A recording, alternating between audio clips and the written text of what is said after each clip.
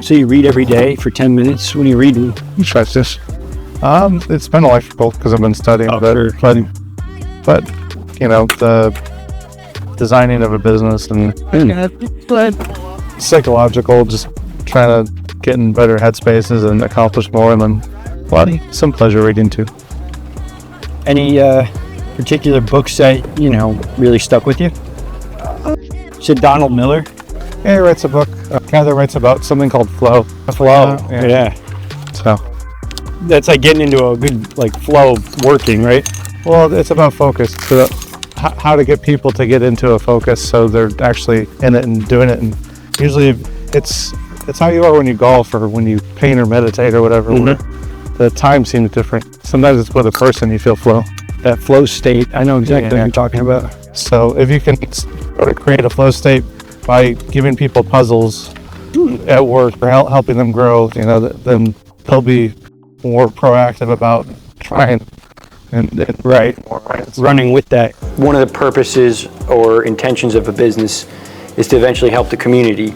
Besides just providing jobs, do you have any plans or dreams, aspirations to help the community? So I mentioned Donald Miller earlier, the book. Mm-hmm. One of the things that he said that sang true to me was you have to believe that you deserve money. Right, yeah. So, because if you get the money, you will do better with the money than the other people that would have got the money, whether it was the customers or whatever. So yes. You have to believe that you deserve money. Yeah. So I didn't believe it for a long time. I believed that I deserved whatever the hourly wage, the market share. But yes. With power and money comes the ability to do good with it. Mm-hmm. So yeah, any money that I get, there's going to be a certain percentage that goes back to the employees, people that helped. And also, sure. I love Lakeland. Cool. I've done charitable things for Lakeland. I want to continue to. Nice. It's hard to do charitable things when you don't have excess money to do them with. Sure. So, but yeah, I always like to try to share it. And I think it's a marketing ploy too, right? Of course, you get that brand out there. Yeah, you get the brand out there, you do good, and generally it circulates the goodwill. Goodwill. So positive energy, so it reciprocates. It's something that we actively want to do, but again, to do it, you need to be a profitable company. Right. That's the key. Yeah. Have an extra funds. So, or you leverage the brand in a way that you maybe can rally a couple other brands to team up. I think we do pretty well with that. So we do pretty well, but. Yeah, when you have those excess funds in 2 or 3 or 5 years, where would you apply them? Would it be, to help with food insecurity, or would it be education reform? That's a great question. And I think the answer is, if you had George Jenkins' monies, right? If you could just throw money at anything that you wanted. If you had 10 grand that needed to be donated to a charity. To 10 million, right? Anything you wanted. We'll start with 10 grand. 10 million you could change a lot of lives with. 10 grand can help a lot of people. I'm a big fan of sports. Yeah. So, and I love what sports teaches kids. Totally, right, okay. The discipline, the teamwork, being actively pursuing something that you're trying to be excellent at, mm-hmm. And then doing that with other people and learning from someone, the dynamics that sports creates, and then it's the losses and the wins, it's life. Mm-hmm.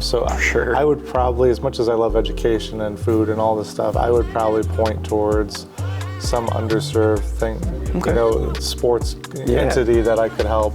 Maybe get kids out on the golf course. Get people that may never get exposed to this game. And they've got the par 3 and stuff, and they do okay. My son did that for a while, but I'm not. Maybe that's even the right thing. I'd really have to know where it was underserved. Sure. Fair enough. Mm-hmm. Okay. You're touching on priorities. That's one way to build habits, is to prioritize the things that matter to you. Yeah. If you prioritize, like you're saying, getting good at golf, if that's your number 1, 2, and 3 priority, you're probably going to get there.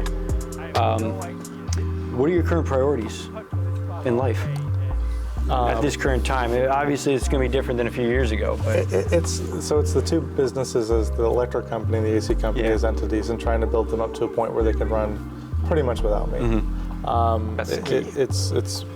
It's being a good influence on my kids all the time. It's my new relationship and trying to do well in that. And then it's my creative endeavors, which is it's mostly writing right now. Cool. You're doing this. I'm starting a video project with. I've written a book. It's called DIY AC.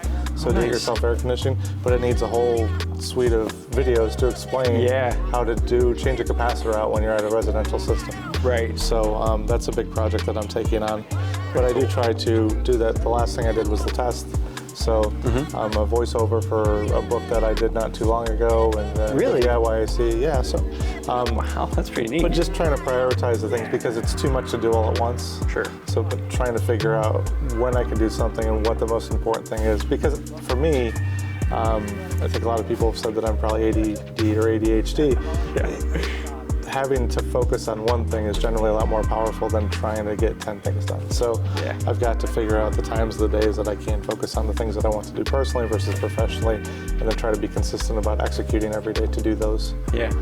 Execution is the key to success, right? tough, It's one thing to have a game plan, but then to stick with it every day. Yeah. That takes the discipline that we touched on earlier in the round.